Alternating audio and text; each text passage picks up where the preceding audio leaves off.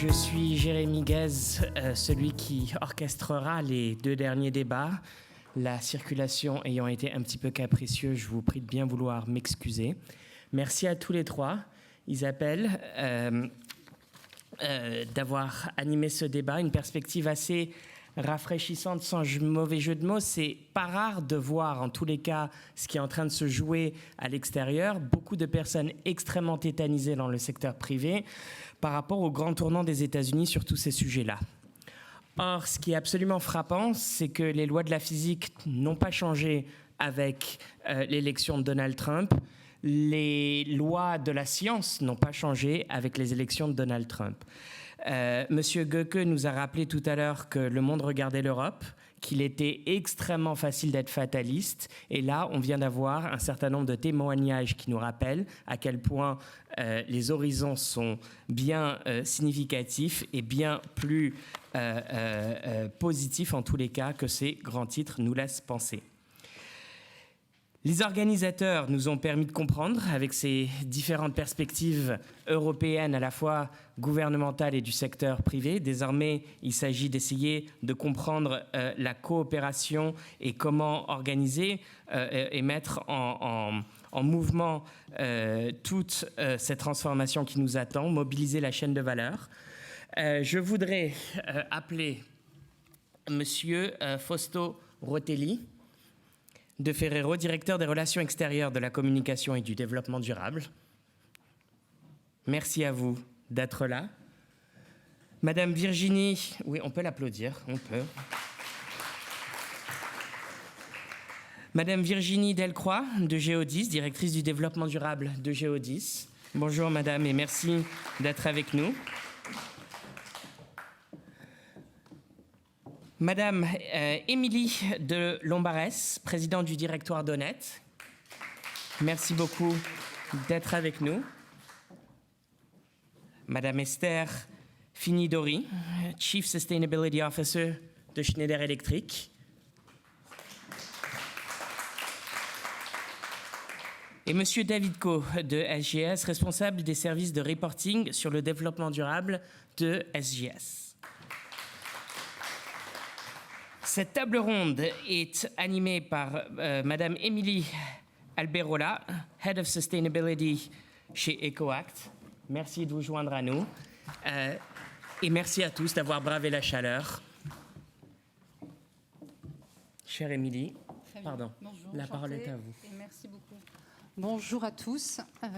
Merci de prendre place pour cette table ronde. Donc on va continuer à échanger et à discuter de la coopération. Coopération toujours internationale évidemment, mais cette fois-ci au niveau des entreprises. Donc je suis Émilie Alberola, directrice de l'équipe Conseil EcoAct, un cabinet de conseil en stratégie climat depuis près d'une vingtaine d'années et très récemment qui a rejoint le groupe Schneider Electric. Alors c'est un plaisir de vous accueillir aujourd'hui pour cette table ronde avec un enjeu aussi complexe que crucial qui est la mobilisation de la chaîne de valeur dans l'action climatique, la transition climatique et plus précisément la décarbonation. En effet, la transition écologique, climatique repose sur la coopération entre les entreprises, entre l'ensemble de ces parties prenantes et de ces territoires. Les entreprises aujourd'hui ne peuvent plus ignorer l'ensemble de leur chaîne de valeur dès lors qu'elles prennent des engagements dans le sujet de la décarbonation. On voit en effet que les sujets, les enjeux de décarbonation, et je crois qu'aujourd'hui on peut ajouter aussi les enjeux d'adaptation en cette journée notamment caniculaire, que ces enjeux-là, décarbonation mais aussi adaptation, sont partagés au sein de la chaîne de valeur. Alors des engagements crédibles en matière de transition climatique aujourd'hui doivent impérativement intégrer des engagements au-delà de la chaîne de valeur, enfin dans la chaîne de valeur, excusez-moi, et justement qui concerne toutes les émissions indirectes de cette chaîne de valeur dite de scope 3. Et donc, dans les faits, on parle des émissions générées tout au long de la chaîne, depuis les matières premières utilisées pour la production jusqu'à la fin de vie des produits, en incluant évidemment le transport, l'usage et aussi tous les services associés. Alors pourquoi c'est important? Parce qu'aujourd'hui, les entreprises, quand on comptabilise et on regarde le poids de ces émissions dites de scope 3, on s'aperçoit qu'en moyenne, on est à 70% des émissions des entreprises qui sont dans ce périmètre-là, jusqu'à 90% pour certaines d'entre elles, et qu'évidemment aujourd'hui, ignorer ces émissions indirectes, c'est être aveugle en fait en termes de vision stratégique, je dirais. C'est évidemment les intégrer, c'est faire preuve de responsabilité, d'anticipation, de leadership stratégique, que de travailler avec l'ensemble de ces parties prenantes pour accélérer cette décarbonation. Donc aujourd'hui, avec cette table ronde et ce panel très riche et de grande valeur, on va explorer comment une collaboration efficace, comment la transparence des engagements, comment la mutualisation des ressources peuvent accélérer cette décarbonation et peut permettre de construire des stratégies climatiques qui soient inclusives avec tous les parties prenantes. On va mettre l'accent sur les opportunités, on va aussi parler du défi. L'enjeu de notre échange, c'est d'être coopératif aussi dans cet échange avec vous, pour que vous puissiez, au terme de cette table ronde aussi, partir avec des bonnes idées, des conseils, voilà, apprendre des choses de ces expériences, de ces riches expériences d'entreprise sur le sujet de la décarbonation. Donc préparez-vous à un riche débat, puisque nous avons un panel de très très grande qualité. Donc merci à toutes et à tous pour votre présence. Et nous entrons maintenant dans le vif du sujet avec donc ce panel que vous avez présenté, Jérémy, et nous allons directement aborder le sujet de cette mobilisation de la chaîne de valeur. Dans l'échange, on aura 3 temps d'échange, 3 problématiques à discuter. Le premier point du débat va porter sur l'ambition, la stratégie de cette mobilisation de la chaîne de valeur dans l'ambition de décarbonation. On va ensuite s'intéresser de manière plus concrète au plan d'action. Quelles sont les actions qui sont considérées pour décarboner au sein de ces chaînes de valeur.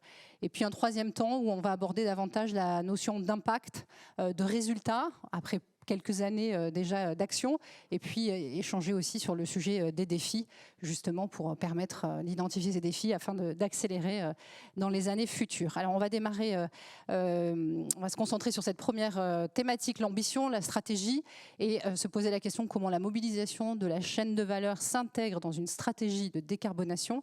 Et on va ouvrir le bal des questions avec vous, Émilie de Lombarès, donc de l'entreprise Honnête, fondée à Marseille en 1860. Vous êtes un acteur majeur du service et aux entreprises en France et à l'international. Vous êtes un groupe familial indépendant, intéressant et important de le souligner évidemment. Et vous avez construit voilà, votre stratégie depuis de nombreuses années sur le sujet de la décarbonation. Donc comment aujourd'hui vous avez engagé votre chaîne de valeur dans cette stratégie ? Écoutez, merci. Bonjour à tous et merci de m'avoir invité à parler de ces sujets. Oui, le groupe Honnête, c'est plus de 80 000 collaborateurs. Donc effectivement, on a un panel de services assez large. Ce qu'il faut se dire, c'est qu'on a 90% de nos interventions, de nos équipes qui réalisent des interventions sur site. C'est-à-dire que c'est important de se rendre compte finalement de comment est organisé notre business model, et ce sont avant tout des interventions sur site. Ce qui veut dire que nous, on a beaucoup parlé dans les différentes tables rondes de cet enjeu de Scope 3, de se rendre compte finalement de ce qu'impacte le Scope 3. Et nous, on a toujours dit à nos clients, finalement, nous, on ne produit pas autre chose, j'allais dire, que de l'intervention humaine. Et donc finalement, nous, notre sujet, c'est la mobilité de nos équipes. Clairement, 40% de nos impacts et de notre bilan carbone, c'est la mobilité de nos équipes. Ça veut dire qu'il faut qu'on travaille sur comment ils se déplacent, à quel moment ils se déplacent, et qu'on essaye de rendre compte dans nos appels d'offres et dans nos offres à nos clients de ce sujet. Donc sur votre question de comment on mobilise et comment on inscrit dans la stratégie, nous ça fait plus d'une vingtaine d'années en fait qu'on travaille sur cet impact environnemental. J'ai la chance que ça a été porté par ma mère en fait, donc c'est quelque chose qui est assez ancré, j'allais dire, dans les gènes. Et concrètement, ça veut dire qu'on en est à notre 23e rapport RSE sur le sujet et qu'on a essayé de s'inscrire dans cette logique d'impact et de concrétiser et de mesurer. Après, mesurer, c'est pas évident. Et surtout, d'autant plus, je pense que dans l'évolution de ce qu'on vit aujourd'hui, on se rend compte que l'imbrication, la coopération, elle complexifie aussi la mesure. Et donc aujourd'hui, concrètement dans notre stratégie, donc il y a le fait de travailler avec nos clients à la co-création. Pour moi, l'enjeu dans la relation avec les clients et les parties prenantes, dans la stratégie, c'est de dire il faut qu'on travaille ensemble sur, par exemple, changer nos appels d'offres. Ça ne sert à rien de nous demander de faire des choses si nos appels d'offres sont structurés quelque part de la même façon Donc il y a vraiment une déconstruction à opérer. Donc ça, c'est très inscrit dans notre stratégie, c'est-à-dire qu'on est passé, alors bien sûr on répond à des appels d'offres, mais on est passé de cette réponse à appel d'offres à cette volonté de travailler en co-création. On appelle ça de l'ingénierie, de repenser les façons de faire les choses. Et dans le deuxième axe majeur, je trouve au cœur de la stratégie, ce qui a changé aussi, alors bien sûr on travaille sur l'ensemble des parties prenantes, mais on travaille de plus en plus sur des réseaux très ouverts. Vous parliez justement de l'enjeu de travailler cross-industrie, vous venez de le citer. Voilà, nous par exemple on essaye d'agir par exemple en participant à la coalition New Energy qui travaille sur la décarbonation du transport. Pourquoi ? Parce qu'on a une expertise dans le nucléaire sur la sûreté dans le nucléaire et qu'on se dit il y a peut-être un angle où on doit aider nos clients. Et chez Honnête, on a cet avantage de travailler sur de nombreux secteurs industriels différents. Très bien, très clair. On va passer à une entreprise industrielle, Schneider, leader mondial de la gestion d'énergie et d'automatisation. Vous venez d'être reconnu mondialement comme l'entreprise la plus durable sur 2025. Donc comment, chez Schneider, le sujet de la chaîne de valeur s'inscrit dans l'engagement en matière de décarbonation ? Alors, Schneider Electric, je pense que c'est une entreprise typique de votre introduction, c'est-à-dire on est une entreprise manufacturière légère, on fait plutôt de l'assemblage, enfin on est en fin de chaîne de valeur, on fabrique des produits technologiques qui servent l'électrification, la construction des réseaux électriques jusqu'au point de consommation, et puis la digitalisation, donc tout ce qui est automatisme industriel, gestion des process industriels et amélioration de l'efficacité des industries. Donc, notre bilan carbone, il est assez typique de ce type d'industrie. On a 85% de nos émissions qui sont des émissions scope 3. Donc, on a le gros du poids de nos émissions qui sont dans notre chaîne de valeur. On doit, si on veut, d'un côté, avoir une démarche responsable, ces fameuses trajectoires SBTI, c'est-à-dire décroître nos émissions aussi vite que le demande la science d'un côté. Et puis deuxième axe, vous l'avez mentionné en introduction aussi, avoir une anticipation stratégique sur comment est-ce qu'on aide notre chaîne de valeur dont on est dépendante en fait, comment est-ce qu'on travaille avec nos fournisseurs pour être en anticipation sur le changement climatique et construire plus de résilience et plus de différenciation avec nos fournisseurs. On doit absolument travailler avec eux pour réduire les émissions de CO2. Alors là, j'ai deux enseignements que je veux partager avec vous et qui me semblent sont réplicables à d'autres industries et donc qui sont intéressantes. Première action qu'on a entreprise en 2021, on a lancé un programme qu'on appelle The Zero Carbon Project. Programme mondial où on a ciblé nos 1000 plus grands fournisseurs qui représentent à peu près 60% de nos émissions amont. Eux-mêmes sourcent des produits, des matières à d'autres fournisseurs. Donc toutes ces émissions-là ne sont pas directement dans leurs opérations, mais ces 1000 fournisseurs représentent une part importante des émissions en amont de notre chaîne de valeur. Et avec ces fournisseurs-là, ce qu'on s'est dit, c'est qu'on va les aider à faire ce qu'on peut appeler du capacity building, je ne sais pas vraiment comment on dirait ça en français, mais vraiment de la montée en compétence de ces fournisseurs, en leur apportant de la compétence, du savoir-faire, en les prenant par la main et en les accompagnant sur leur projet de décarbonation. Donc vraiment une posture d'accompagnement et de partage d'expertise, et ça coûte du temps, de l'énergie et de l'argent de faire ça, évidemment. Donc, apport de compétences à ces fournisseurs, première chose qu'on a essayé de faire. Et puis la deuxième chose, c'est qu'on leur a demandé de s'engager sur le climat. En 2021, sur les 1000 fournisseurs, il y en avait 70%, c'est quand même beaucoup, qui n'avaient jamais fait le moindre calcul CO2 et jamais pris d'engagement externe sur le sujet du climat. Donc c'est quand même une part importante. Évidemment, ces 1000 fournisseurs sont dans le monde entier. Ce n'est pas particulièrement des fournisseurs européens. C'est une répartition assez équilibrée dans le monde entier. Donc 70%. Et ce qu'on s'est dit, c'est que ce qui compte vraiment pour nous, in fine, c'est pas tant que dans notre relation de gré à gré, ils s'engagent à réduire les émissions de CO2 de ce qu'ils nous vendent, ce qui serait une manière très étroite d'aborder le sujet, mais que ces entreprises entreprises s'engagent de manière publique sur l'intégralité de leur périmètre sur une trajectoire de décarbonation.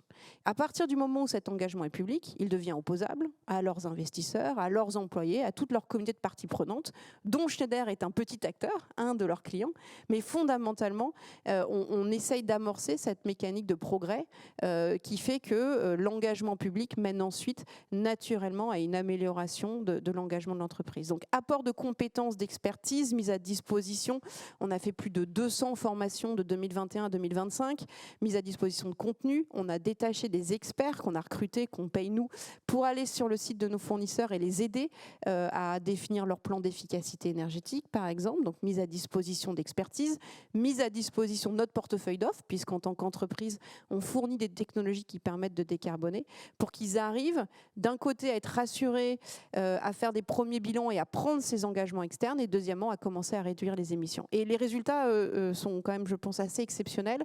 Depuis 2021, l'intensité carbone de ces fournisseurs sur le scope 1-2 a réduit de moins 40%. Alors certes, on ne parle que du scope 1-2 de nos fournisseurs, mais c'est beaucoup mieux et beaucoup plus que la performance de beaucoup d'entreprises, et donc on s'en réjouit. On reviendra sans doute un peu plus tard sur les résultats, mais merci Esther. Alors finalement, on a parlé des employés, de leur mobilité, on a parlé des fournisseurs, et maintenant on va s'intéresser avec vous, Virginie et Geodis, donc leader mondial du transport et de la logistique. On va s'intéresser à un autre maillon de la chaîne, et davantage en tout cas les clients. Donc comment chez vous ça se pose ce sujet de la mobilisation de la chaîne de valeur pour accélérer sur l'ambition de la décarbonation?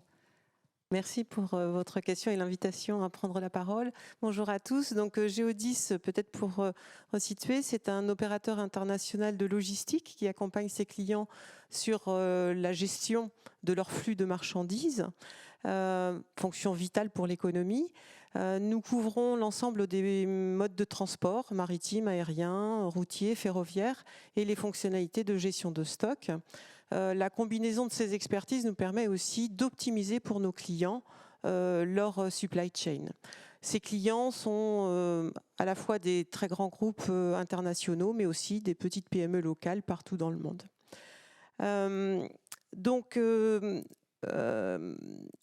Au niveau des chaînes d'approvisionnement, on assure tous ces services à la fois avec des besoins, à la fois avec des moyens internes, donc nos véhicules notamment, etc., mais aussi avec des sous-traitants, sous-traitants de transport, et aussi avec des bailleurs sur les entrepôts.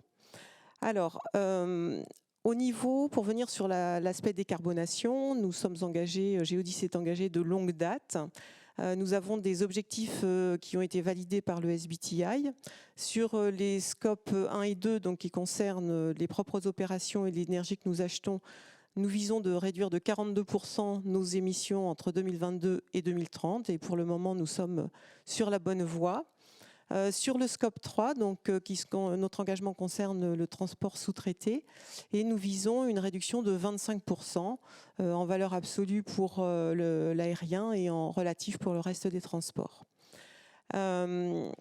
Pour réaliser, alors peut-être une mention, le scope 3 chez Geodis représente plus de 90% des émissions, donc ça valide complètement l'absolue nécessité de travailler en coopération avec la chaîne de valeur. Notre stratégie de décarbonation repose sur 3 grands piliers. Le premier, c'est la mesure. Tout démarre par la mesure.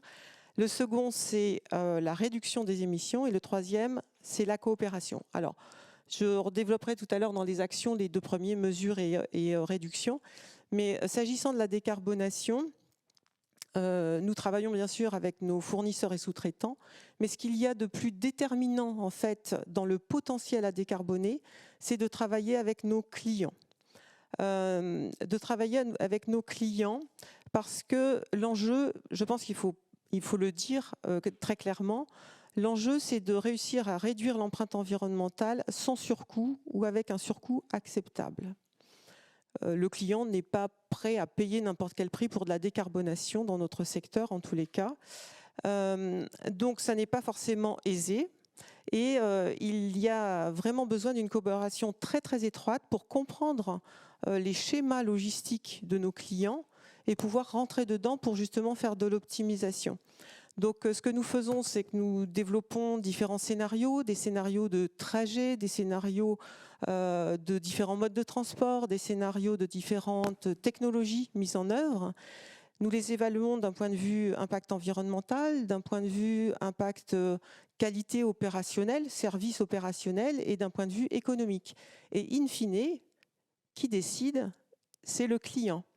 Donc en fait, je dirais que nos destins sont extrêmement liés. Nous ne réaliserons pas notre trajectoire de décarbonation, nos ambitions, si nos clients ne sont pas engagés, et je dirais vice-versa.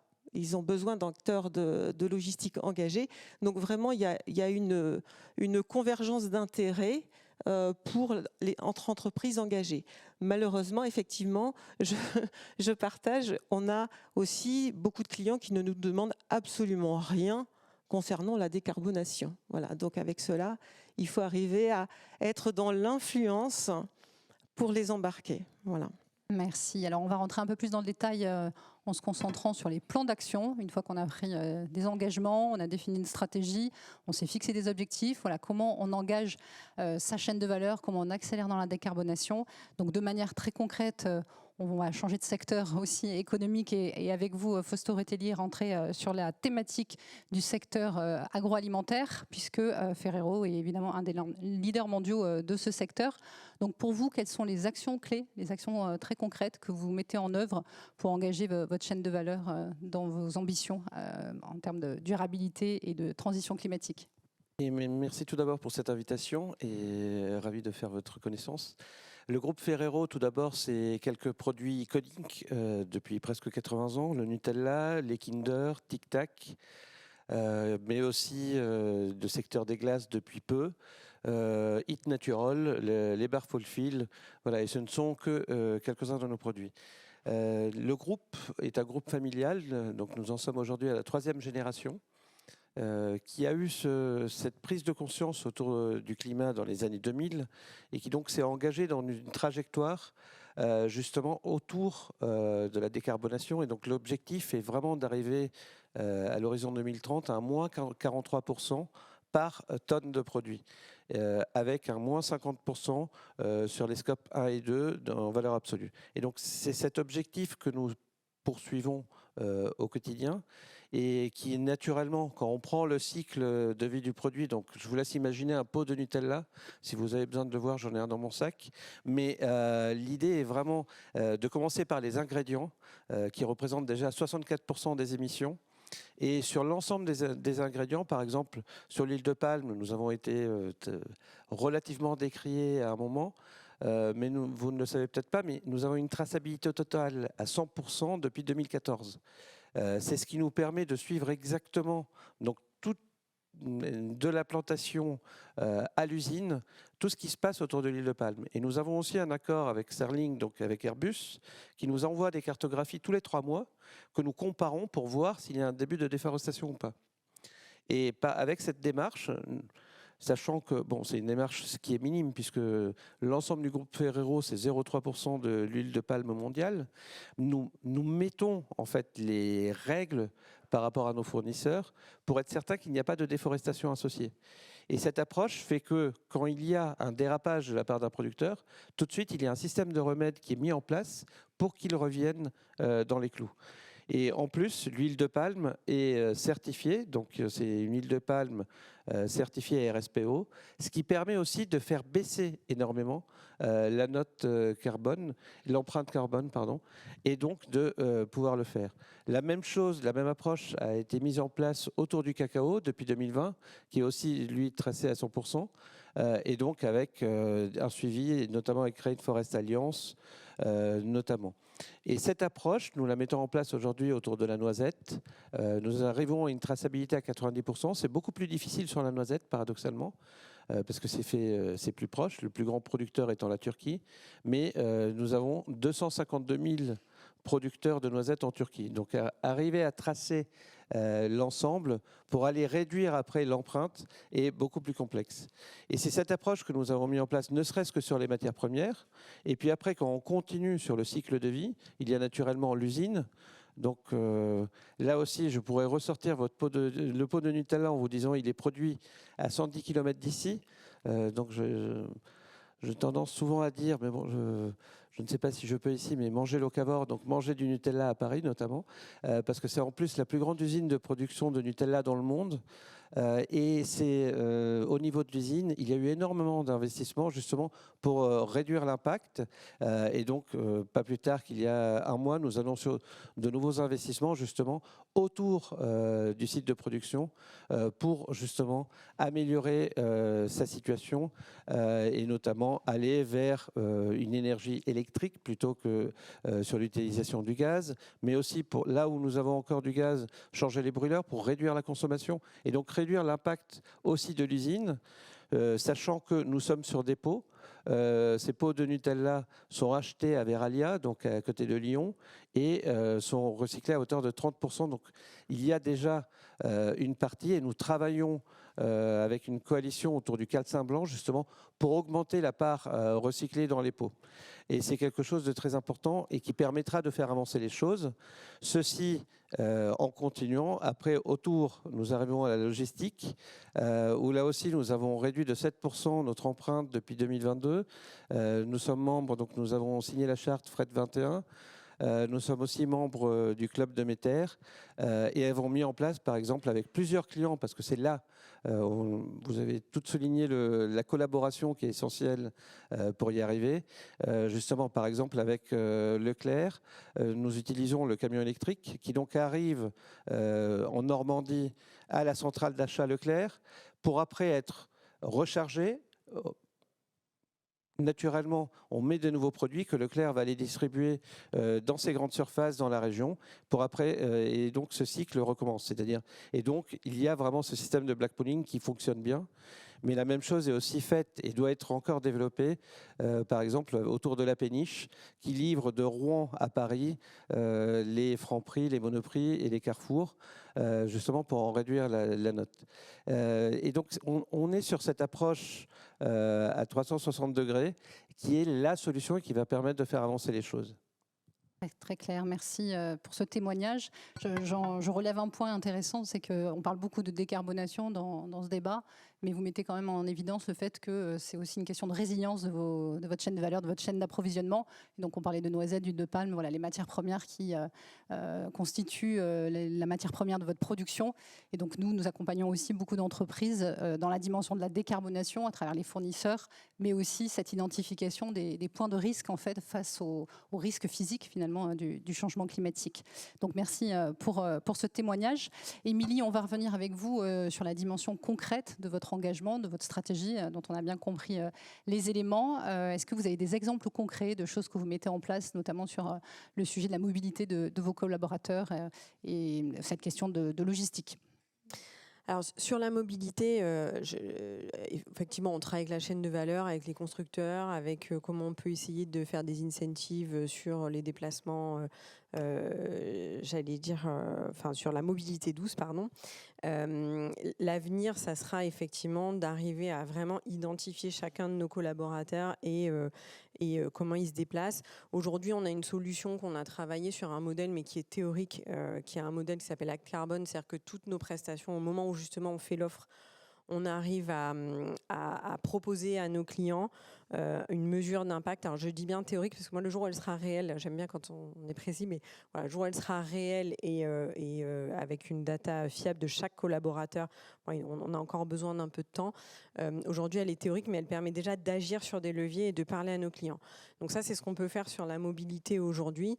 Après nous, le premier impact qu'on a travaillé, qui est moins en termes de carbone peut-être visible aujourd'hui, mais qui est le plus long, qui a été le projet le plus, j'allais dire, important pour nous, ça a été notamment de changer tous nos produits dans la propreté. On a travaillé ça à partir de 2014-2015. Et en fait, on a 35 000 collaborateurs qui utilisent des produits. Donc on a travaillé sur une solution qui s'appelle Biogistique, où on a essayé de penser en économie circulaire dès le départ, c'est-à-dire de se dire, on prend des produits qui sont des biotechnologies, donc qui sont non dangereux, qui n'ont pas de COV, donc non dangereux pour nos équipes, et qui ne laissent pas de résidus dans l'environnement. Donc on a travaillé avec un fournisseur canadien à l'époque, puisque c'était le début des biotechnologies. On s'est dit, OK, il faut qu'on réduise finalement le volume du transport de nos produits. Donc on a travaillé, on a créé, là c'est la partie R&D chez Honnête, mais qui a inventé une centrale de dilution qu'on met sur site chez nos clients. Ensuite, on s'est dit, OK, mais il faut qu'on travaille avec nos équipes, il faut qu'on les forme. Et donc là, il a fallu former 35 000 personnes à réutiliser des contenants. Avant, on jetait les contenants.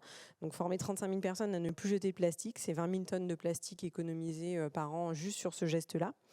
Et on est allé jusqu'à... Et alors le principal problème, en fait, ça a quand même été, justement, on parlait des clients, le fait qu'il n'y ait pas d'odeur a été un des points majeurs, un des freins majeurs pour le déploiement d'une solution comme ça.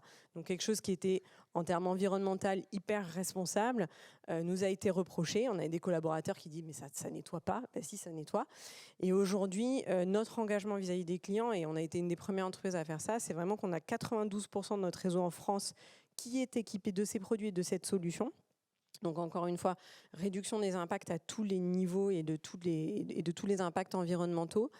Et on est allé, il y a plus de 5 ans maintenant, jusqu'à indexer notre dette. Donc c'est là où on intègre vraiment toutes les parties prenantes. C'est-à-dire qu'on a négocié avec nos banques et qu'on a 3 indicateurs de dette. Alors on a la sécurité des personnes, le handicap, mais aussi l'utilisation de Biogistique qui, en fonction du taux, si on passe en dessous d'un certain seuil, nous pénalise sur notre dette bancaire. Donc voilà comment est-ce qu'on a créé une solution vraiment globale. Mais il faut se dire que quand on met de l'humain au milieu, c'est plus de 10 ans pour changer les comportements, amener nos clients à ça. Aujourd'hui, quand on parle de produits de biotechnologie, ça paraît évident à tout le monde. Mais on a fait ça en développement chez nous. Et surtout, vous parliez du coût, de l'acceptabilité du coût. On a pris sur nous tous les coûts de développement. C'est-à-dire qu'on a dit à nos équipes et à nos clients, ça ne vous coûtera pas plus cher. Donc pendant des années, on s'est engagé à ça. Et aujourd'hui, on espère avoir un retour sur investissement sur le fait qu'on soit choisi par nos clients en disant, voilà, Honnête a développé ça. Et finalement, du coup, on va faire appel à ce partenaire qui est engagé à ce niveau-là. Très clair aussi, très, très intéressant. Alors, quand on regarde les tendances d'évolution des émissions ces 10-20 dernières années, on voit que le secteur de l'énergie a massivement réduit ses émissions. Le secteur électrique, on peine un peu dans le secteur du bâtiment, mais le secteur, évidemment, sur lequel on a vraiment le plus de difficultés, et on va aborder ce sujet avec vous, Virginie, c'est le secteur du transport. Alors, comment on avance sur le sujet de la décarbonation dans le secteur du transport? Quelles sont les alternatives, à la fois technologiques, mais aussi dans les changements de comportement, qu'on a déjà évoqué dans le témoignage d'Émilie de Lombarès. Absolument, vous avez raison. C'est un secteur qui n'a pas réduit ses émissions de gaz à effet de serre par rapport à 1990, qui est par contre, contrairement à de nombreuses autres industries. Alors je vais revenir justement sur les deux des piliers de notre approche de décarbonation, qui est la mesure et également la réduction des émissions. Alors, je voudrais insister sur la mesure parce que tout commence par cette mesure qui va permettre de faire la lumière sur les énergies consommées déjà. Voilà. Donc chez Geodis, on a mis en place une comptabilité carbone depuis très longtemps. Chaque année, elle se fiabilise, chaque année, elle est de plus en plus détaillée. Nous sommes en mesure de fournir à nos clients les émissions de gaz à effet de serre relatives aux prestations de transport ou de gestion d'entrepôt que nous réalisons pour eux. Et c'est très important pour bon nombre de nos clients. Les clients demandent de plus en plus d'ailleurs ces émissions de façon détaillée.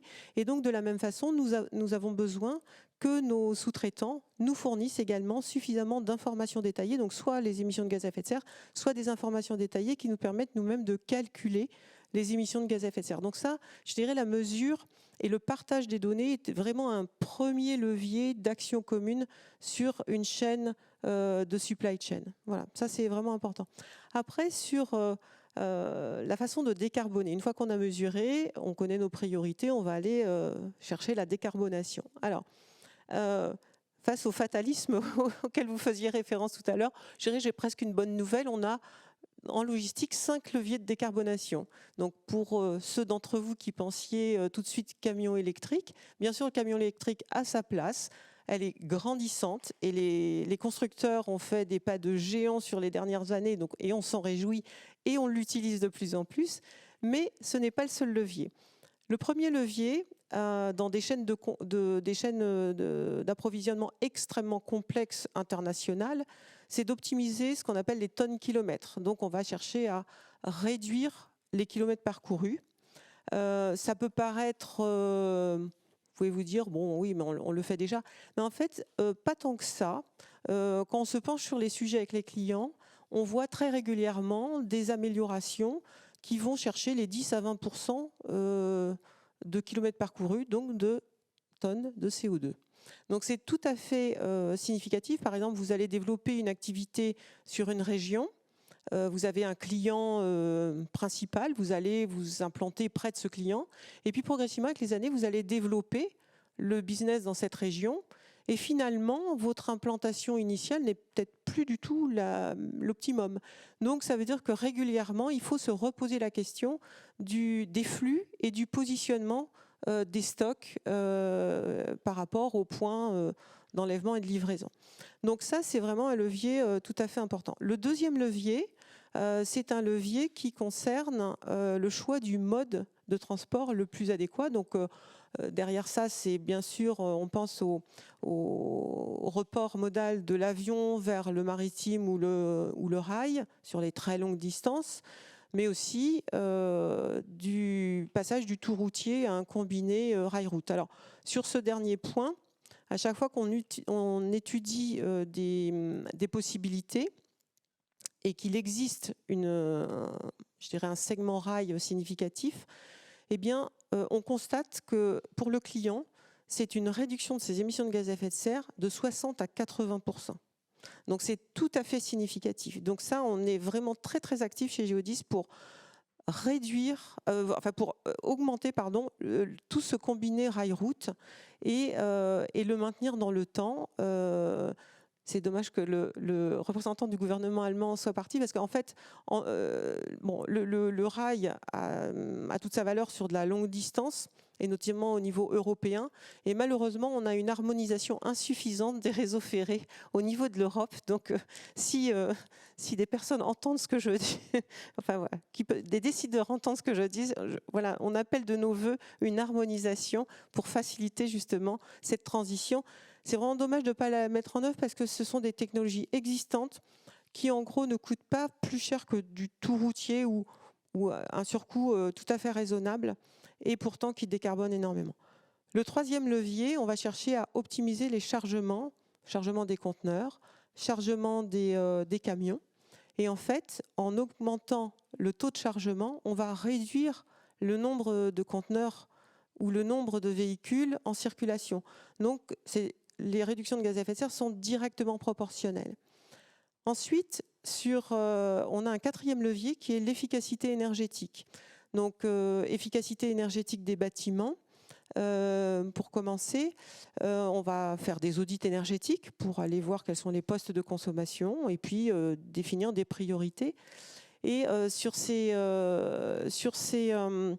ce levier d'efficacité énergétique, on va chercher à mettre en place de l'isolation, des moyens d'éclairage, des moyens de chauffage, des moyens de rafraîchissement moins énergivores. Et bien sûr, là, il y a une coopération impérative avec les bailleurs lorsqu'on n'est pas propriétaire du bâtiment. Donc une coopération vraiment vitale là-dessus. Et puis l'efficacité énergétique, on peut la trouver aussi sur les moyens de transport, donc sur les camions bien sûr, en faisant de la maintenance, de l'éco-conduite, etc. Mais aussi sur les transports aériens. On vient de lancer chez Geodis une offre qui s'appelle Air Smart, qui nous permet de flécher les marchandises de nos clients vers des avions de dernière génération. Donc, si vous prenez par exemple un A350, il va avoir une efficacité énergétique de l'ordre de 25 à 30% meilleure que les avions en circulation en moyenne, parce qu'il a été designé de façon pertinente. Et donc, en fait, on va chercher à aller poser les marchandises de nos clients sur ces avions-là et avec des routes les plus directes possibles permettant de réduire les émissions de gaz à effet de serre. Donc, vous voyez que les efficacités énergétiques, on va les chercher partout et en pleine concertation avec nos fournisseurs et sous-traitants et nos clients. Et enfin, le 5e levier, bien, c'est la technologie. Donc on va avoir bien sûr le camion électrique, mais on va avoir aussi les biocarburants sur l'ensemble des moyens de transport. Et puis on va avoir le recours à de l'énergie renouvelable. Et par exemple, sur les entrepôts que nous gérons, nous travaillons avec les bailleurs pour positionner des panneaux photovoltaïques et de façon aussi à utiliser ces électrons décarbonés. Donc on voit qu'on a de très nombreux leviers.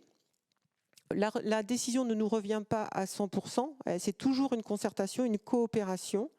Le dernier levier, qui est la technologie, souvent a un surcoût par rapport je dirais, aux standards actuels. En revanche, les 4 premiers leviers, ce sont des technologies existantes qui sont généralement, s'il y a un surcoût, il est très raisonnable. Et bien souvent, c'est même tout le contraire, quand on fait de l'optimisation, on va réduire les coûts. Donc, oui, ça demande un effort pour penser différemment les schémas, mais c'est vraiment très efficace et activable de suite compte tenu de l'urgence. Après, on va travailler aussi avec nos fournisseurs et sous-traitants. Donc, d'abord à la qualification de nos fournisseurs et sous-traitants. On a inclus des critères RSE, dont la décarbonation, dans nos appels d'offres, dans les discussions, quand les fournisseurs sous-traitants viennent soutenir leurs appels d'offres, je peux vous dire qu'ils sont cuisinés sur la partie décarbonation. Certains sont surpris d'ailleurs, mais voilà. C'est notre façon d'influencer aussi. On a un rôle d'influence en tant qu'entreprise internationale. Et puis, on va aussi coopérer par de l'innovation avec des partenaires. Donc, par exemple, sur un camion électrique de livraison urbaine, on a coopéré pendant 2 ans, de 2022 à 2024, avec Renault Trucks pour un camion 100% électrique. Et ça s'est soldé en fin 2024 par les essais en grandeur réelle dans les villes de Lyon et de Paris pour valider ces camions. Donc, voilà les différents leviers et ils sont nombreux. Bien. Donc on voit que vous avez défini vos stratégies, vos ambitions, que vous avez des plans d'action concrets au sein de vos entreprises et de vos organisations. La question qui me vient maintenant, c'est de savoir comment on rend crédible aussi vis-à-vis de ces parties prenantes ces engagements et ces feuilles de route à déployer au sein des chaînes de valeur. Et donc on va s'intéresser à cette question avec vous, David, de la Société Générale de Surveillance. Vous êtes leader mondial dans le domaine de l'inspection, de la vérification du test et de la certification. Et donc, j'ai envie de vous poser évidemment la question de savoir comment vous aidez les entreprises à garantir la crédibilité des stratégies, des trajectoires qui sont engagées sur ce sujet climat en intégrant les chaînes de valeur. Merci, Émilie. Bonjour à toutes et à tous. Je vous remercie pour cette invitation. Et effectivement, pour coopérer, il faut avoir confiance. Et nous, ce qu'on apporte, c'est justement cette confiance. Si on parle de tiers de confiance, on parle d'un organisme accrédité et qui va valider la compliance par rapport à un certain nombre de règles. Et on va le faire suivant une expertise professionnelle et une éthique professionnelle. C'est très très important pour que vous ayez tous confiance, toutes et tous en tant que consommateurs, mais également comme partie prenante par rapport à la chaîne de valeur, que nous on fasse ce travail de validation auprès de l'ensemble de la chaîne de valeur. Et pour faire très simple et pour essayer de résumer un peu les différents métiers et les différentes approches que j'ai pu noter lors de la discussion, si on veut résumer quelque part l'ensemble des activités très concrètes que peut faire SGS par rapport à, je dirais, au cycle de vie d'une activité ou d'un produit, c'est dire, si on reprend les 4 grandes étapes d'un cycle de vie, ça va commencer par l'éco-conception.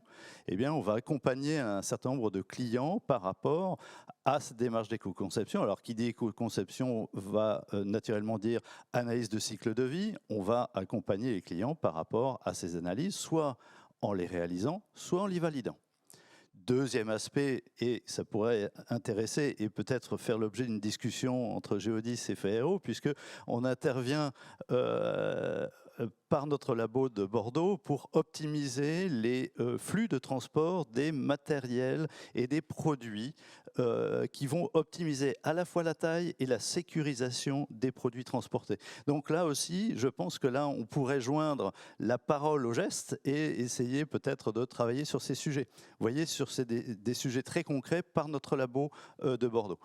Si vous prenez le deuxième aspect du cycle de vie, ce sera le processus. Et sur le processus, là aussi, on intervient pour valider la pertinence et la véracité des prescriptions.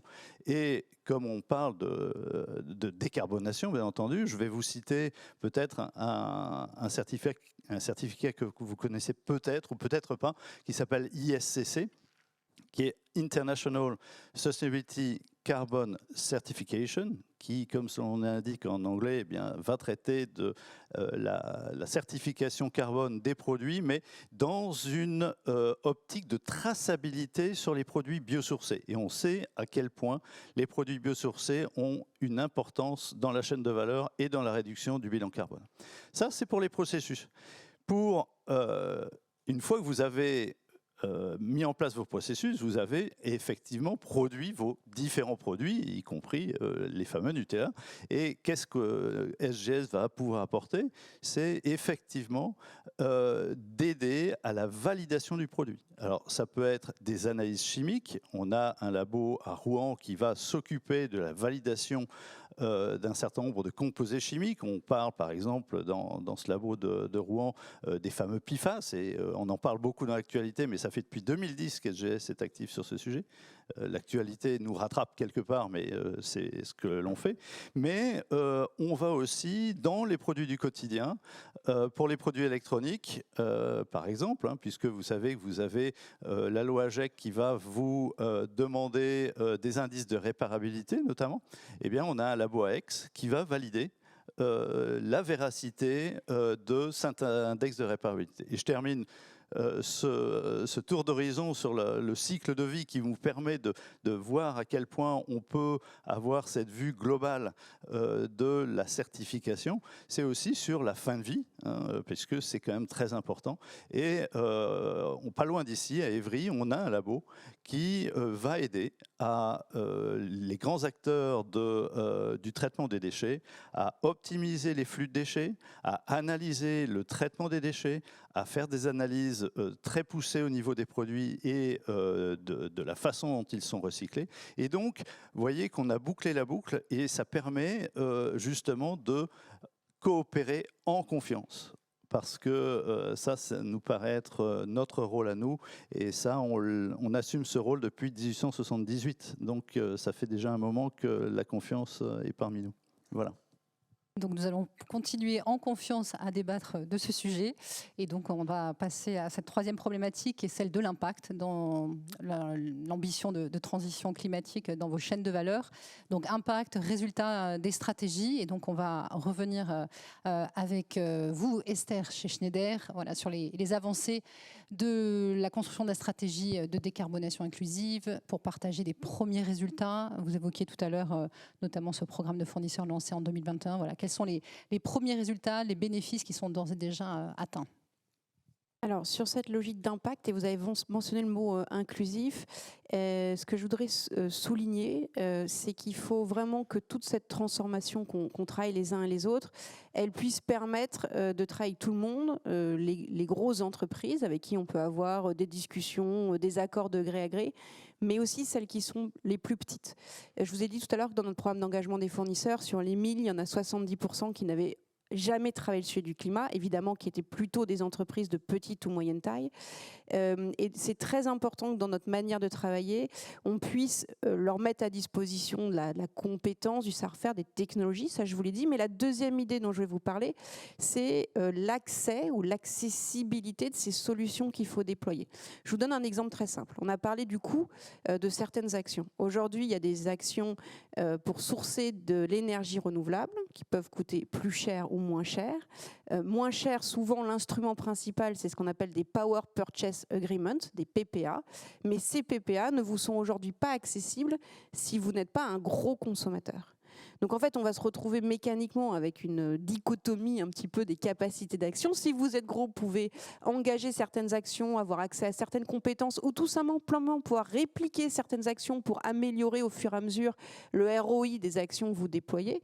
Si vous êtes plus petit, c'est plus compliqué, voire même vous n'aurez pas accès à certaines de ces solutions. Donc dans la manière dont on pense la transformation de la chaîne de valeur, il faut qu'on réfléchisse à comment est-ce qu'on agrège, on aide sa chaîne de valeur à s'agréger pour créer des pools d'achat, par exemple. Ça peut être des coalitions sur les producteurs de noisettes qui travaillent ensemble, ça peut être des pools de fournisseurs dans le cas de Schneider pour que eux-mêmes puissent ensuite enclencher des actions. Et donc je continue mon exemple sur l'énergie renouvelable. Un des grands types de projets que porte notre activité de conseil, on a une activité de conseil chez Schneider Electric, c'est d'aider des pools de fournisseurs au regard d'industrie, par exemple l'industrie pharmaceutique, à s'agréger, à travailler ensemble pour atteindre la taille critique qui leur permettront de bénéficier à la fois du savoir-faire d'ingénierie de projet sur des projets qui sont un peu compliqués, et puis d'acheter ensemble, à la fin chacun contractualise de manière isolée évidemment, mais de négocier ensemble l'accès à certaines de ces technologies. Voilà. Et donc quand on pense à l'impact, évidemment si on veut atteindre ces résultats, il faut qu'on soit capable de travailler ces sujets de manière très inclusive, c'est-à-dire non seulement de travailler le gré à gré, l'accord, la négociation avec certains gros faiseurs qui soient fournisseurs ou clients, mais aussi de changer un peu les modèles avec lesquels on travaille pour pouvoir atteindre cet impact. Et puis, bon, je voulais mentionner rapidement tout à l'heure ce chiffre, parce qu'on en est très content, alors je vous le répète. Sur nos fournisseurs, les 1000 avec qui on a travaillé en direct depuis 2021, ils ont réussi à réduire leurs propres émissions Scope 1 2 de 40%. Ce qui est énorme quand on sait qu'en 2021, 70% d'entre eux nous ont dit le climat, oui, il paraît que c'est important, mais non, je n'ai pas commencé. Donc on passe assez rapidement, quand on a cette posture de mise à disposition de compétences, j'ai envie, ils avaient tous envie, à je suis capable et je livre des résultats. Et évidemment, la manière dont on package ces capacités va être très importante. Alors, côté Ferrero, comment ça se passe après la présentation de vos actions? On a vu tout le cycle de vie de vos produits. Voilà, quels sont les premiers résultats? Quels sont les premiers bénéfices obtenus de votre stratégie? Les résultats, tout d'abord, c'est qu'on voit justement qu'il y a une baisse des émissions, donc, malgré une hausse des ventes. Donc, et là, c'est la plus grande des satisfactions. C'est-à-dire nous avons refait notre bilan carbone. Ça n'était pas c'est obligatoire. Donc, en comparant... justement, on a réussi à retrouver, c'était la plus grande des difficultés, c'est-à-dire c'était avoir une base comparable entre les deux, parce que entre 2020 et 2024, certaines données ont changé et donc les critères sont différents. Et quand on arrive à cette base équivalente, justement, on voit qu'il y a une baisse des émissions qui commence, et donc on y arrive enfin. Et c'est une approche vraiment qui a été mise en place il y a longtemps et qui commence vraiment à porter ses fruits. Dans le cadre de la stratégie SBTI aussi, donc nous avons ce suivi qui vraiment nous donne le là au niveau du groupe. Et après, donc tout cascade dans les différents pays. Et donc en France, on va le continuer. Et après, pour revenir là-dessus, par rapport à l'engagement, et faire en sorte que toute l'entreprise adhère et tous les salariés, nous avons notamment fait une chose qui est la certification. Donc la ISO 26000, où vraiment nous avons eu, avec mon équipe, la possibilité de mettre en place tous les instruments de gouvernance pour aller justement continuer cette démarche localement. Parce que c'est la grande difficulté entre le siège monde et le pays France, entre guillemets, ou l'ensemble des pays, c'est vraiment de continuer la démarche. Et au travers de cette approche, d'une part, nous avons eu une belle surprise, puisque nous sommes sortis directement au niveau confirmé. Donc ça, c'était une agréable surprise d'être au 3e niveau sur 4. Mais après, le fait d'avoir mis cette démarche a fait que tout le monde, chaque direction, était totalement convaincu et engagé. Donc nous avons un comité RSE avec chaque direction et une démarche qui va de l'avant. Et vous parliez des achats, par exemple, dans nos critères achats, désormais, il y a 20% qui sont attribués à la RSE, ce qui est gigantesque. Il y a 5 ans, ça n'aurait pas été possible. Et c'est vraiment cette approche, cette acculturation de l'ensemble des équipes font qu'on arrive à obtenir ces résultats. Et là, par exemple, tout le monde est très content d'aller, par exemple, travailler sur le volet des parties prenantes et de la biodiversité au niveau du groupe. Donc et dans chaque direction. Donc c'est vraiment une approche qui permet de faire avancer les choses de façon naturelle, avec vraiment le collectif des salariés. On voit avec vos 2 derniers témoignages qu'il y a une certaine dynamique d'engagement, d'encouragement entre parties prenantes, et ça c'est effectivement très intéressant. Alors pour créer de la confiance dans cette dynamique d'engagement, évidemment il y a le sujet de la transparence. Et donc David, vous accompagnez des entreprises à œuvrer en transparence dans ces engagements. Comment aujourd'hui une vérification indépendante peut aider à être plus crédible? Alors, effectivement, et là je note que le panel est assez représentatif par rapport au type d'intervention, puisque on voit que nous sommes en face d'entreprises internationales fortement engagées. Okay, et donc, là aussi, vous me posez la question par rapport à comment on aide. On aide parce qu'on est auprès de nos clients sur les 120 pays autour de la planète. Et pourquoi? Parce que les émissions, elles ne s'arrêtent pas aux portes de la France, bien évidemment.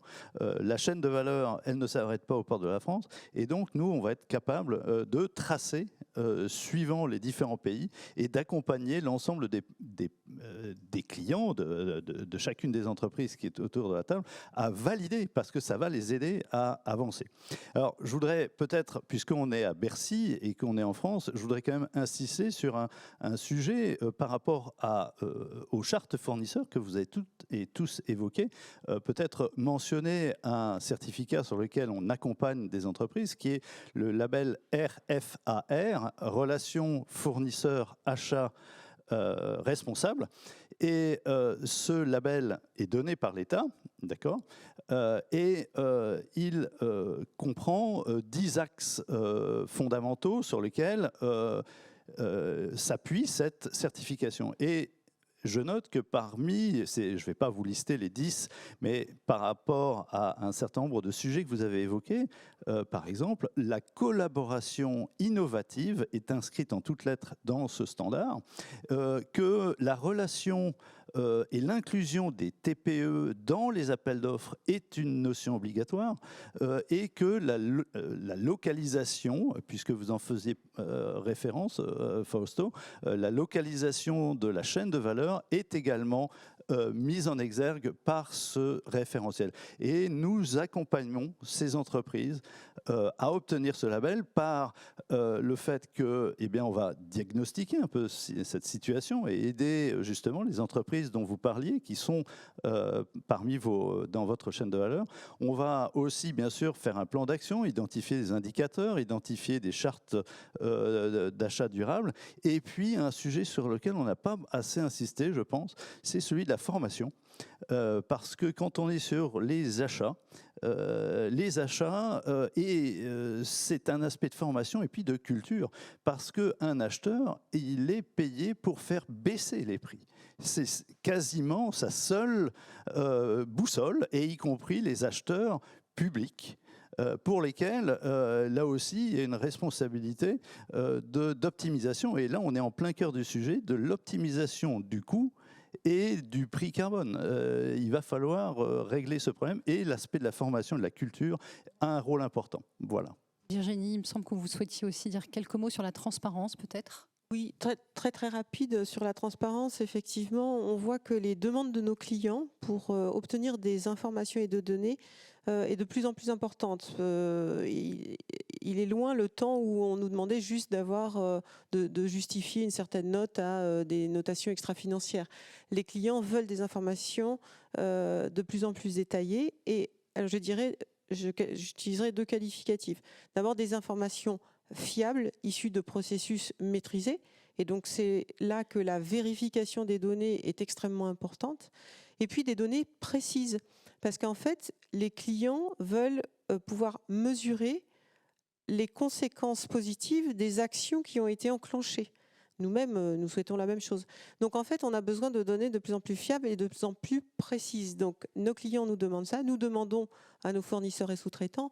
Et je dois avouer que sur des pays comme la France, où il y a un encadrement quand même assez significatif, et en Europe, on va dire, on peut étendre à l'Europe, mais par contre, dans bon nombre de pays de par le monde, ça n'est pas simple d'aller chercher cette information-là, parce qu'on nous regarde avec des grands yeux.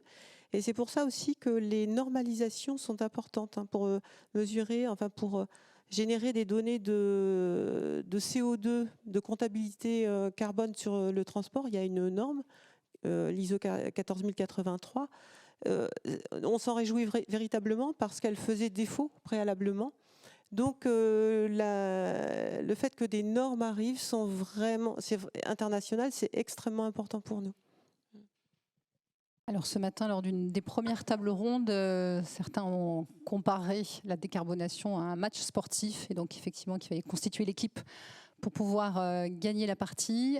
D'autres comparent la décarbonation à un marathon et pas un sprint. Donc on voit bien cette dimension aussi temporelle et le fait qu'on s'inscrit dans un chemin long. De vos expériences, vos premières années d'engagement, vos premiers résultats, voilà, quels sont aujourd'hui les principaux défis qui restent encore à relever pour accélérer cette collaboration et puis avoir plus d'impact en matière de décarbonation et de transition climatique? Je vais poser la question à Émilie sur cette thématique. Oui, merci. Puis ça va me permettre de rebondir directement sur la sensibilisation. Notre défi, encore une fois, c'est la compréhension. Et la compréhension, vous parliez des acheteurs. Nous, on milite beaucoup, et je le disais en début d'intervention, il faut déconstruire des modèles. Donc, c'est pas évident de déconstruire des appels d'offres, de déconstruire des réflexes. Je prends l'exemple du travail en journée. Vous savez, dans la propreté, alors, travail en journée / travail en continu, l'enjeu sociétal majeur pour nos métiers demain et nos ouvriers, ça sera de travailler sur le travail en journée et le travail en continu. Il y a un enjeu social, mais si on parle de décarbonation, pour que nos équipes puissent venir à des horaires où les transports en commun sont ouverts, pour essayer d'organiser mieux les tournées. Vous en parliez dans le transport, mais c'est vrai pour nous aussi. Il faut qu'on puisse travailler sur de la déconstruction des modèles et donc il faut qu'on puisse renforcer la sensibilisation de l'ensemble des acteurs. Nous, pour ça, on a pris un engagement, alors au-delà de la formation qu'on peut faire de nos équipes, on a pris un engagement qui est de faire passer le TASC. C'est le premier certificat, l'équivalent du TOEIC ou du TOEFL du développement durable. Ce sera le premier certificat international individuel. Donc, et on s'est engagé à faire passer, à être ce qu'on appelle change leader. C'est-à-dire que sur les 3 ans, il faut qu'on ait fait passer la moitié de nos équipes cadres et encadrants ce certificat. C'est une référence, c'est challenging parce qu'on voit justement le degré de connaissance de chacun, mais c'est pas grave. Pour le coup, ce qui comptera, c'est pas le score de nos équipes, c'est le fait d'interpeller nos équipes sur leur niveau de connaissance et de compréhension. Et je pense que c'est une responsabilité collective qu'on a de faire progresser, encore une fois, la compréhension, la connaissance. Et voilà, pour nous, c'est un enjeu majeur, encore une fois. Il faut qu'on mesure, mais il faut qu'on progresse. Il faut qu'on progresse dans la maîtrise et la compréhension des enjeux. Voilà, nous, c'est vraiment notre défi. David, quel est le défi? Quels sont les principaux défis aujourd'hui? Je dirais qu'il y a quand même 2 défis que je pourrais souligner. Par rapport, je dirais, à l'aspect normatif dont vous parliez, il y a quand même un certain nombre d'indications, mais force est de constater qu'elles ne sont pas nécessairement respectées. Je vais prendre un exemple sur le dispositif BPI qui s'appelle Décarbone Action. Excellente initiative, vraiment, elle est rarissime en Europe, hein, il faut quand même le souligner. Et elle, par son nom l'indique, Décarbone Action invite à l'action. Et donc, l'aspect normatif et prescriptif impose aux PME qui s'engagent dans cette démarche à non seulement faire ce bilan carbone, mais à engager avec les parties prenantes. Ça fait partie du contrat. Mais force est de constater que c'est très difficile d'utiliser cette mise en action. Et vous parliez d'images par rapport à la décarbonation sur des marathons notamment. Moi, je parlerais plutôt de cure d'amaigrissement carbone. Vous avez des obèses carbone qui sont très contents de vivre obèses carbone. Et vous avez des obèses carbone qui disent « ouais, quand même, il faut que je maigrisse ». Mais ils prennent juste par le bilan carbone la photo de leur poids. Et ils remplacent le beurre par la margarine et ils considèrent qu'ils ont fait l'essentiel du travail. Je pense que nous, il faut qu'on aille un peu plus loin sur cette démarche et qu'on puisse les accompagner réellement dans l'action. Et donc, ça fait partie du deuxième aspect dont je voulais vous parler, c'est non seulement le respect des normes existantes, mais aussi participer à des nouvelles normes qui vont engager réellement les parties prenantes. Et il se trouve que j'ai la chance de faire partie du nouveau groupe de travail de AA1000 sur le stakeholder engagement avec un des collègues de Fausto, de Ferrero, qui prouve que justement il y a un environnement là-dessus. Et dès 2026, il y aura une notion prescriptive qui va aller au-delà de la consultation des parties prenantes, à l'engagement et à la collaboration justement des parties prenantes. Et là, je pense que justement avec ces nouvelles prescriptions, on pourra avoir quelque chose de beaucoup plus clair, de beaucoup plus outillé, qui va mettre en place des cadres réglementaires ou en tout cas normatifs qui vont inciter à l'action et à la collaboration. Travailler avec vos clients au niveau de Honnête pour dire, par exemple, travaillons sur du covoiturage pour travailler avec nos personnels et travaillons ensemble. Je ne sais pas, mais vous voyez, essayez de se mettre dans des situations où, avec Geodis ou Ferrero, pour essayer de travailler réellement et pas en isolation sur quelques projets, mais réellement. Et ça, ce sera l'objet. Et je pense que le collègue de Fausto donnera quelques nouvelles sur ce nouveau framework. Voilà. Alors, avant d'ouvrir le bal des questions, et j'espère que vous en avez évidemment, la richesse du débat ne serait pas totale si vous n'aviez pas un conseil à partager à des entreprises dans la salle qui ne savent pas encore comment s'y prendre, qui n'ont pas encore passé le pas d'engager leur chaîne de valeur dans cette ambition de décarbonation et de transition climatique. Il nous reste 5 minutes, donc très rapidement, en 1 minute, voilà, comment vous voyez les choses, les bonnes pratiques que vous avez expérimentées, quel est le conseil à partager ? Qui se lance ? Je peux le prendre. On a été un peu dans les détails sur tout un tas d'exemples d'actions. Si on respire un bon coup et qu'on prend un pas de recul, pourquoi est-ce qu'on veut faire ça ? On veut faire ça parce qu'on est convaincu qu'aider ses fournisseurs ou ses clients à décarboner, fondamentalement, va apporter plus de résilience et plus de valeur à son activité de demain. C'est de la gestion de risque et c'est de la stratégie. Et ça, c'est un peu la base quand même des responsabilités d'un comité exécutif. Donc, une fois qu'on s'est dit ça, il y a absolument aucun doute sur le fait qu'il faut le faire. Ensuite, il faut bien sizer comment on va le faire pour ne pas se disperser et être sur les éléments les plus tangibles de ce qu'on peut apporter d'unique et de singulier à ses fournisseurs pour éviter de faire partie de la 118e demande qu'ils vont recevoir mais qui ne les aide pas vraiment, qui leur rajoute juste du poids sur les épaules. Comment on le fait est essentiel, mais l'action, elle est évidente si vous retournez bien à la source de l'engagement qui est votre stratégie d'entreprise et votre approche des risques. Conseil bien noté. Émilie. Je rebondis sur ce que vous dites, c'est-à-dire que je crois qu'aujourd'hui, on a parlé beaucoup de coopération. Moi, personnellement, j'ai assisté à la CEC, à la Convention des entreprises pour le climat, et je crois que l'éclairage vraiment nouveau que ça m'a amené, c'est comment se crée la coopération. Travailler avec ses fournisseurs, ses clients, on le fait. Son écosystème. Voilà, mais je crois qu'il y a un changement aujourd'hui aussi de génération à avoir sur ça. C'est-à-dire qu'en fait, on n'est plus juste concurrent ou client ou fournisseur. Aujourd'hui, travailler ensemble, c'est aller dans les interstices, chercher des solutions qui sont hors cadre. Et voilà, donc là, vous parliez réglementation, c'est bien, il faut des normes. Mais voilà, il faut doser entre la norme, la démonstration et le fait d'aller chercher dans les interstices parce que c'est là que vont se trouver les solutions. Et il faut se faire confiance pour ça et sortir des cadres habituels de fournisseurs, clients, on ne se parle pas. Voilà, c'est un peu mon approche. Et bien noté, merci beaucoup. Virginie. Un conseil. Alors, moi, un maître mot, mesurer et partager ces mesures. Je suis effectivement totalement d'accord sur le fait de réfléchir ensemble. Mesurer, ça permet de faire la lumière, de voir là où sont les postes effectivement émissifs et de dégager des priorités et de faire des plans d'action pas à pas et avec les meilleures chances d'avoir un optimum sur le CO2 réduit par euro investi s'il y a besoin d'investissement. Voilà. Et donc, ça permet de fixer des objectifs, de suivre les actions, etc. Voilà. Très bien noté aussi comme conseil. Fausto. Non, de mon côté, je te dirais surtout ne pas hésiter. Et je rejoins ce que disait Esther, en commençant par le comité de direction, c'est-à-dire le COMEX. C'est là que tout se décide et tout le monde doit adhérer à cette approche. Oui. Parce que sinon, on vit la solitude du RSiste, comme je l'appelle. Et c'est vraiment triste. Et justement, une fois qu'on a réussi à engager un comité de direction, les choses changent véritablement. Et on arrive vraiment à déployer la stratégie et à apporter cette transformation qui est essentielle aujourd'hui.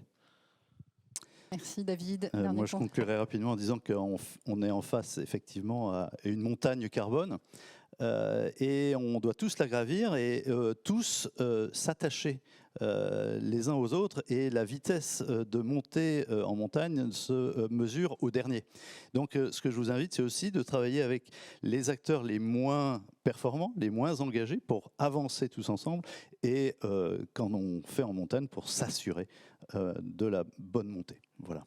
Je suis ravie d'avoir modéré cette table ronde, d'avoir entendu ces conseils que nous partageons aussi au quotidien avec les entreprises avec lesquelles nous travaillons. Et puis nous avons quelques minutes pour prendre des questions dans la salle. Je ne sais pas s'il y a des micros. Et sinon, enfin, je crois que vous avez un micro en fait devant vous que vous pouvez utiliser. Voilà.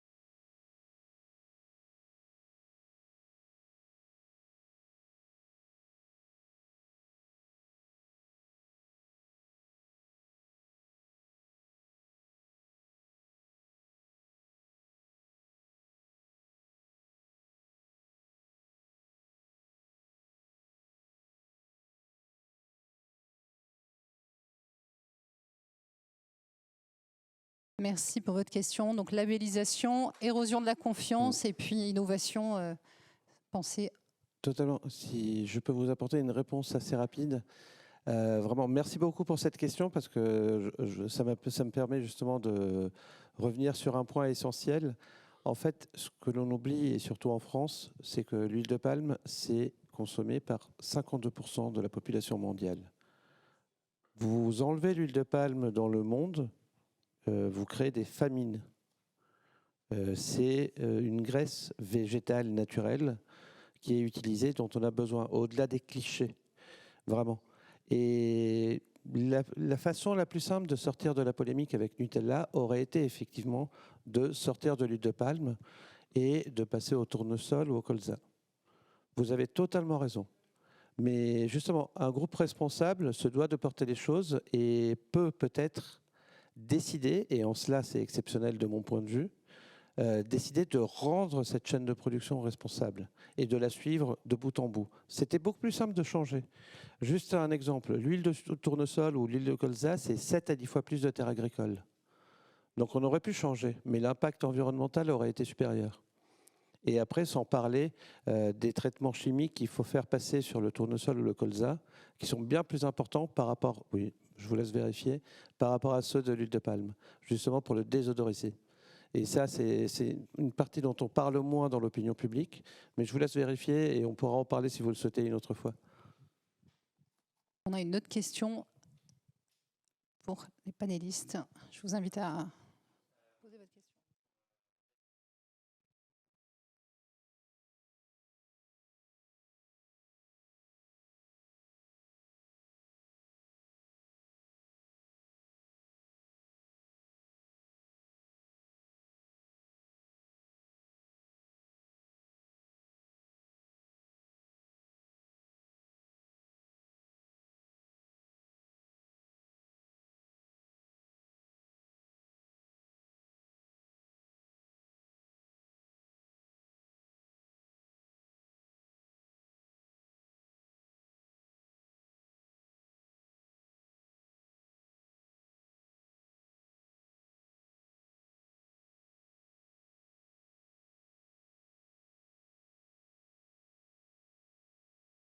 peux commencer. Alors vous avez tout à fait raison. Donc Schneider, on a un bilan carbone scope 1, 2, 3 sur lequel on a pris des engagements de réduction alignés avec l'initiative SBTI. Et puis il manque quelque chose dans cette initiative qui aujourd'hui fait quand même figure de standard. Ce que nous on appelle le scope 4 mais qui n'existe pas, c'est les émissions réduites et évitées grâce aux solutions qu'on fournit à nos clients. Et c'est dommage parce que c'est vrai que c'est un petit peu absurde ou en tout cas on se dit il manque une pièce du puzzle. Et donc ce qu'on fait depuis maintenant, je pense 7 ans à peu près, c'est qu'on publie aussi à l'externe les émissions de CO2 réduites et évitées qu'on permet à nos clients grâce aux solutions qu'on vend. Et ça fait partie de notre reporting extra-financier, c'est publié à part, hein, il ne s'agit pas de faire A moins B, on publie A et on publie B, mais on le publie et on veut le valoriser. Votre question, j'aurais pas du tout répondu pareil il y a 5-7 ans. À l'époque, on pensait vraiment qu'il y avait un espace pour la création d'une méthode qui permette d'harmoniser ce champ-là de la comptabilité environnementale, sur lequel, 7 ans plus tard, je constate qu'il n'y a toujours rien. Nous, à l'époque, c'est toujours disponible, on a publié toute notre méthode de calcul sur Internet, parce que de toute façon, une méthode de calcul ne vaut rien si elle n'est pas adoptée par d'autres. Donc, on a commencé à calculer. On a publié un guide de méthode qui doit faire 70 pages, assez technique, pour mettre à disposition d'autres notre approche de ce que pourrait être un référentiel demain. Force est de constater 7 ans plus tard qu'en fait l'appétence sur ce sujet est pas au rendez-vous. C'est pas grave, mais c'est une tentative qu'on a fait pour aborder ce sujet. Pour répondre de manière plus stratégique à votre question, de toute manière c'est l'un et l'autre. C'est-à-dire que si vous êtes un groupe qui portait des solutions technologiques, des solutions de services pour aider les clients à décarboner, en aucun cas ça ne vous absout de l'engagement que vous devez prendre de réduire sur votre propre trajectoire. Donc nos tentatives de publication de ce scope 4 n'ont pas fait effet boule de neige, mais ça ne change rien au fait que de toute manière on doit réduire. Et la manière dont nous aujourd'hui on formule ce problème en interne, c'est qu'on se dit do well to do good and do good to do well. C'est-à-dire pour nous on a intimement relié performance financière et extra-financière. On considère que plus on arrive à faire croître le groupe grâce à nos solutions qui décarbonent, plus on contribue au climat, plus ça alimente notre performance financière et donc en retour, on pourra continuer cette accélération sur nos propres engagements. Et donc on voit ça comme un cercle très vertueux et on n'a pas d'état d'âme, on ne voit pas du tout d'opposition. Au contraire, on pense que l'un alimente l'autre et que les deux ensemble nous permettront d'être plus innovants dans notre propre stratégie de ce qu'on apporte à nos clients et investissement R&D. Voilà, donc les deux vont ensemble. Est-ce qu'il nous manque un bout de référentiel quelque part ? Oui, sûrement. Est-ce que ça nous empêche d'avancer à ce stade ? Je ne crois pas. J'ajouterais effectivement, je suis tout à fait d'accord avec Esther sur le fait que travailler pour la décarbonisation de nos clients ne nous absout pas du fait de travailler nous-mêmes à notre propre décarbonation. Et preuve en est, on fait, et là j'utilise aussi un terme anglais, mais on fait le walk the talk, c'est-à-dire on fait ce qu'on dit, on dit ce qu'on fait. Évidemment, on serait très mal placé pour recommander à des entreprises de décarboner si on ne le faisait pas nous-mêmes. Et ça, je peux vous inviter là encore à consulter l'ensemble de nos informations et vous verrez qu'effectivement nous travaillons sur ces sujets et nous participons à l'ensemble des organisations qui sont en faveur de la mesure dont on parlait de décarbonation. Donc je vous remercie de cette question. Merci à tous. En tout cas, on arrive au terme de cette table ronde. Je vous invite à remercier l'ensemble des intervenants pour la richesse de vos exposés et je rends la parole à Jérémy. Merci beaucoup. Ce fut extrêmement dense. 3 grandes idées en tout cas que je retiens. C'est que désormais en parlant de Scope 3, et vous l'avez tous dit à votre manière, on ne se regarde plus seulement nous-mêmes comme on le faisait avec Scope 1, Scope 2, mais on essaye d'embarquer beaucoup plus de gens. Et c'est là où peut-être, chère Émilie, que c'est plus un marathon collectif qu'un match de foot contre quelqu'un. En tout cas, c'est un match qu'il faudra gagner ensemble. Deuxième idée qui m'a beaucoup frappé, cette idée finalement de résilience. Je pense qu'on vous aurait interrogé, on aurait interrogé vos collègues pré-Covid. toute une conversation sur la chaîne de valeur, on aurait énormément parlé d'efficacité économique, de réduction des coûts. Et là, désormais, ça a été très très clair, on parle de résilience face à un risque climatique qui devient de plus en plus clair, de plus en plus tangible. On n'est plus du tout dans l'abstraction et ça, c'est fondamental. Point numéro 3, bien entendu, il va falloir des mesures, il va falloir être crédible, en tout cas essayer de mesurer ça. Quel ROI? Je retiens que peut-être un secteur qui est absent de cette table ronde, c'est le secteur financier, qui va devoir revoir en tout cas ses grilles de lecture. Esther nous a dit que c'est du financier, mais de l'extra-financier aussi, que la frontière est probablement plus artificielle qu'on ne le croit. Quelle crédibilité, David Cohn nous a dit aussi, en termes comment dirais-je, de certification et de confiance à apporter. Il y a eu beaucoup d'autres choses, pardonnez-moi, j'essaye d'être synthétique, mais en tous les cas, tout cela n'a jamais lieu dans un vide. Et Émilie de Lombarès nous l'a dit, au moins implicitement, l'écosystème compte énormément. La manière dont vous allez être en mesure de le faire, ça tombe très très bien, puisque c'est le sujet de la prochaine table ronde. Cher Julien, je me permets...